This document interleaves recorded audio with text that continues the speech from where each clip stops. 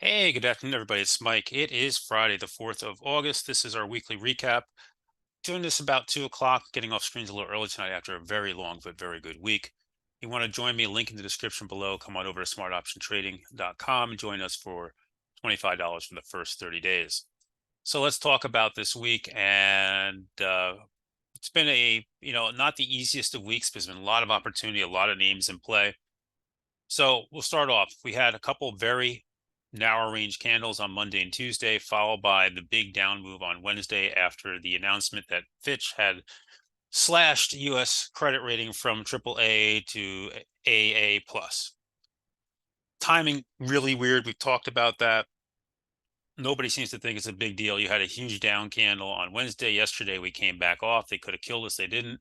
And today, you got to move back up. And right now, with about 2 hours to go, we failed at the 8-day for now and back above the 21-day.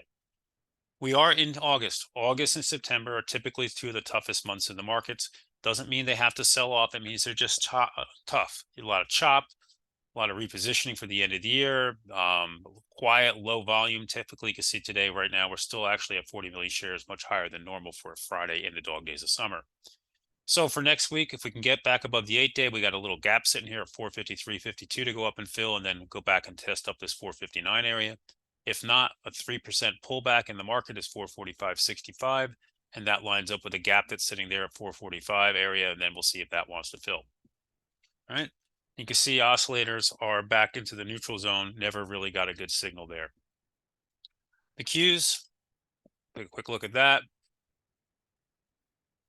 Qs here also very similar, trading back up to the 8-day. The Qs are still in a pullback. We've been in a pullback now since the 19th of July. We never took out that high.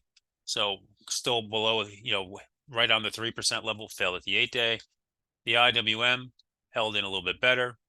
The financials this week kind of just all over the place, held a 21-day. Energy's bounced as oil continues to push. Nice big bounce on energy. And the VIX, important to note here, the VIX being smashed down back inside the Bollinger Bands. This is typically a risk on signal. Yesterday, we closed just outside of them. Look at this move today. We gapped down, never looked back. When we talk about some of the names that were good to trade this week, there was all different ones all over. First of all, we had Roku gave, a couple more days of trading on that one before it gave out after that huge report. Nice little pullback and hold of the 8-day. We'll keep an eye on that one. NVIDIA this week, there we go, all over the place. Gave a trade or two here, but basically stuck under the 8-day right now. Needs to retake that one. AMD taking back that big earnings weakness candle. I will say that I don't think that reaction was warranted. The report was good. Guidance was decent. The market wants AI now, and they're not going to get the AI chips to the fourth quarter. And AMD has been saying that, but they are out and testing. They're being installed in data centers. So, the market just has to be a little bit patient. It seems like it kind of woke up to this today, and it pushed back up and took back most of that weakness. What else has been going on out there? Boeing gave a nice trade. Again, another nice trade here as it broke out briefly on Tuesday, gave a nice push up here into this gap and came back out of it, but Boeing remains strong. Netflix had a big move as well this week. Couldn't quite get to that big gap. So there's been a lot of different things in there.